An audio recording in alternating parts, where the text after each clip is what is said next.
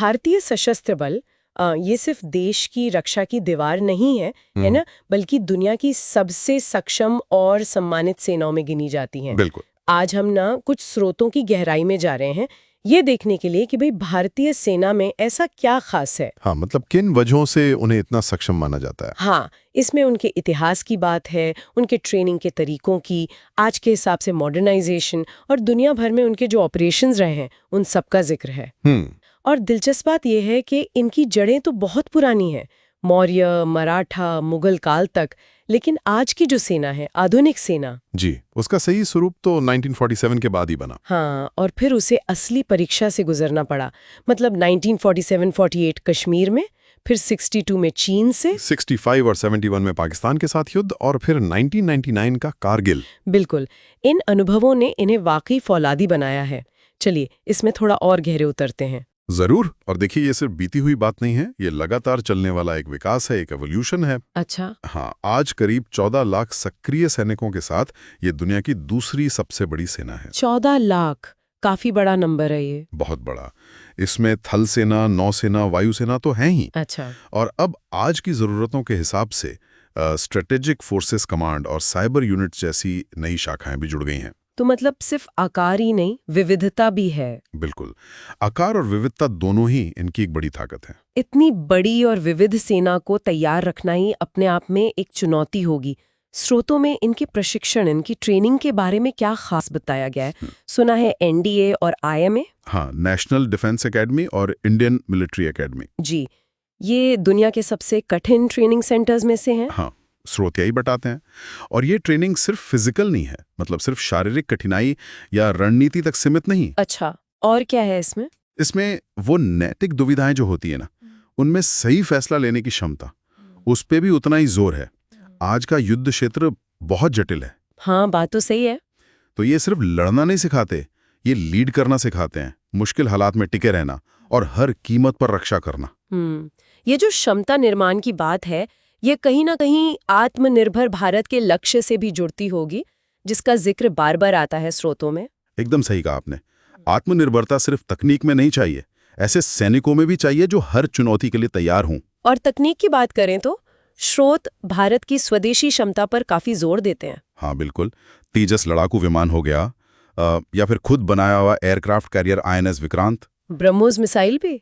हाँ, BrahMos missile, Arjun tank, और यहाँ तक कि मिशन शक्ति जो एंटी सैटेलाइट मिसाइल टेस्ट था। अच्छा हाँ, वो तो बहुत बड़ी बात थी।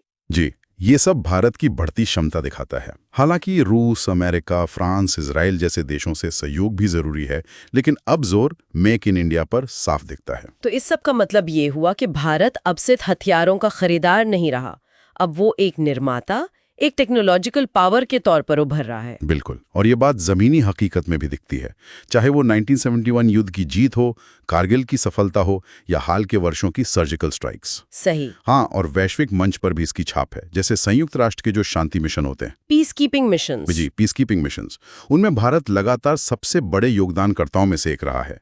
ये उनकी वैश्विक प्रतिष्ठा और क्षमता को दिखाता है। इससे अंतर्राष्ट्रीय स्तर पर भारत की साख भी मजबूत होती है। निश्चित रूप से। सूत्रों में विशेष बलों का भी जिक्र है, पैरा एसएफ, मार्कोस, नेवी के मार्कोस और एयरफोर्स के गरुड़ कमांडोज। हाँ, इनकी गिनती दुनिया के बेहतरीन स्पेशल फोर्सेज में होती है।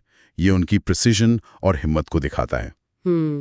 और ये जो अंतर्राष्ट्रीय सैन्य अभ्यास होते हैं, जैसे अमेरिका के साथ युद्धाभ्यास या फिर मालाबार एक्सरसाइज। जी, मालाबार, जिसमें कई देश शामिल होते हैं। हाँ, ये भी तो दिखाते हैं कि भारतीय सेनाएं दूसरी सेनाओं के साथ मिलकर काम करने में कितनी सक्षम है। बिल्कुल, ये उनकी इंटरऑपरेबिलिटी और वैश्विक स्वीकार्यता का प्रमाण है। लेकिन देखिए, सब कुछ अच्छा ही अच्छा नहीं है, चुनौतियां भी हैं। हाँ, चुनौतियों का जिक्र भी है स्रोतों में, खासकर वो चीन और पाकिस्तान वाला 2 मोर्चे का खतरा। जी, वो 2 मोर्चे की चुनौती वास्तविक है और बहुत गंभीर है। इसके अलावा साइबर सुरक्षा एक बड़ा मुद्दा है, आतंकवाद का बदलता हुआ रूप, और हाँ, बजट की जरूरतें भी।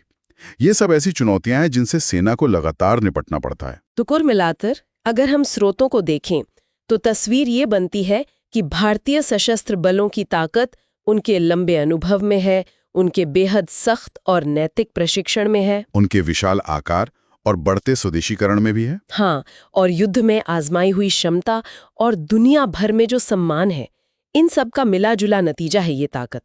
सियाचिन से लेकर हिंद महासागर तक वे सिर्फ सैनिक नहीं है, हमारी संप्रभुता के रक्षक हैं। बिल्कुल।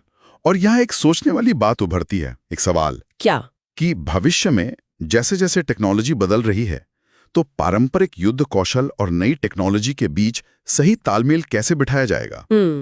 ये तो अहम सवाल है। हाँ, और इसी तालमेल पर निर्भर करेगा कि भारतीय सशस्त्र बल इन दो मोर्चे वाली चुनौतियों और साइबर जैसे नए खतरों का सामना कैसे करेंगे। ये एक ऐसा सवाल है जिसका जवाब भविष्य की रणनीति तय करेगा।